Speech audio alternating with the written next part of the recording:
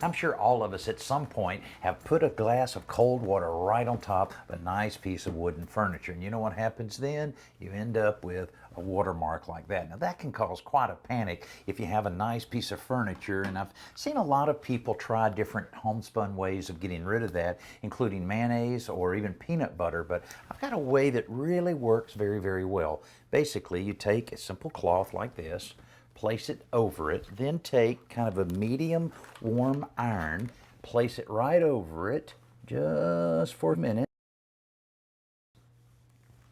Take it off, let it breathe a little bit, because you don't want to put too much intense heat on it where it'll affect the actual finish on it. You got to be patient or you'll end up really having a problem with the furniture finish.